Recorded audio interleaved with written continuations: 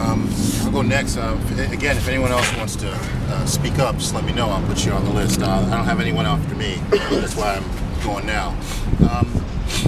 Okay. We have had. I wanted to address the issue of peak oil in particular. Just think about the fact that we function on supply and demand. It was back in the Bush year, I don't remember the particular year, where Exxon broke the record for profitability for a single year, ExxonMobil. And I've had discussions about peak oil with quite a few people, and it tends to be an argument about whether we've gotten there or not, which, as you were able to point out, that's not really the issue, right? We're going to know that we've gotten there because all it is it's a statistical record, right? And then from that point on, it'll go down. But what it really signifies is that that's going to be when things will turn from being theoretical to being violent, right? So we're going to have the situation. Another thing to think about is that these are things that were planned out long before. The first, O'Neill, the first Secretary of the Treasury in the Bush administration, his first term, he said the very first meeting of the principals, they discussed the war in Iraq. This is day one. This is the first time everyone was sat down around the table. They discussed a war in Iraq. This has been on the table for a long time. The reason why is because it's part of a long-term strategic plan. Iraq has the second largest proven reserves on the planet, right? Because they were unstable and they were an opponent to us rather than being in our pocket like Saudi Arabia is. That's why that war happened. It had nothing to do with September 11th. So this is a strategic plan. It's also a strategic plan that we don't develop alternatives to oil. Because if you're going to maximize profit, you want to maximize demand. And if you create alternatives to the demand, you'll take money out of these people's pockets. So what I want to point out is that, to me, it's really important that we start conceptualizing a peaceful alternative. And the most important thing we can do is plug out. I'm really impressed by what the farmers and builders are doing. And in that justice dialogue, he came and he made his case to us, and he made it clear that what he's doing is building a real alternative and not playing the games, which is really a rat race that they want us to get into. I see the Occupy movement as an attempt to get people to see that the system is designed not to work for us. While we're doing that, we have to also point them in the direction of solutions, right? So for us, I think the most important thing is to do things, is to start making steps to create alternatives. The alternatives given to us are almost never real alternatives, right? So peak oil is a really important thing.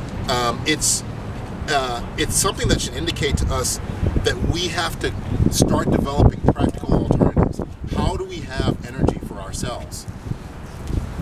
Like, that's just a practical question we have to be able to answer for ourselves. Something you were touching on earlier, the messaging of like the current for-profit short-term structure and the difficulties in butting heads against that in terms of the conditioned response to, oh yeah, no, they're doing the right thing. That's what we're all doing here.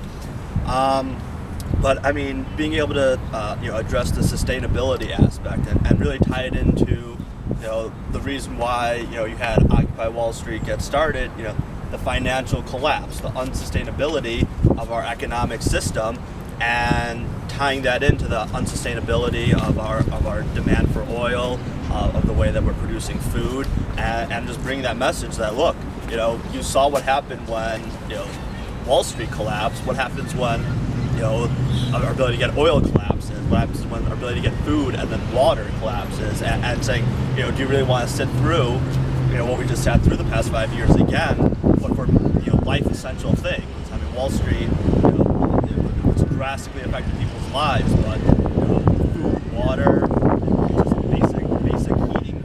I mean, I think that resonates with people as far as messaging goes. I don't have anyone else down after Eric.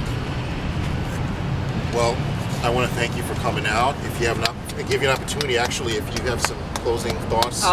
I won't respond to all of them, but they're all really awesome. But just to what you'd said, I taught a class at Geneseo this semester. It's called Time for Outrage, and it's based on just the title is borrowed from the book by Hessel. It's a very short book that was released in France and was about that this is time for outrage, and that is the response that I think is appropriate. I think despair. I mean, I think we should be sad and we should cope. Like, we have to have coping mechanisms for these horrible things that are going on. Like, don't deny it and think we can just fix these problems. They aren't fixable. We have to navigate our way through this horrible situation. But outrage, which is what Occupy Wall Street's all about, is a positive response. It says, this isn't right and we're gonna fix it. It doesn't say, this isn't right, it's too much. It says, this isn't right and we have to work together to find ways. And that's all I can say in terms of the emotional response that at least I try to take. Actually, I find it really fascinating too that I mean, insofar as anti-status and New World Order conspiracists have always pinpointed like the United Nations would be the sort of the one world government that would affect the sovereignty of the United States and such, when all at the same time promoting some forms or all forms of capitalism in any sense. And that the ultimate irony now is that the mated state, which, as John pointed out, would also include armed enforcement, eventually becomes a multinational corporation, and that obviously has to be resisted at some point. A point I forgot to make earlier came up when we were talking about rights and ways to protect things. It's very important to point out this incredibly world historical thing that Evo Morales did when he called for rights of the earth. That is huge, and it's one of the ways of turning this thing around in some way, in some tangible way. If we can get earth rights all over the world, we could do something to make the legal system respond in ways that it's just not anymore. And that automatically gets us to the idea of individuals having rights to relate to the world. Thanks so much, everybody. Well, thank you. Yeah. And big up to the doctor. Oh, thanks. They put you through the meat grinder. It's not so bad, actually. Oh, it's still on camera. Okay. Well, thanks a lot. That was awesome. That's really good. Somebody's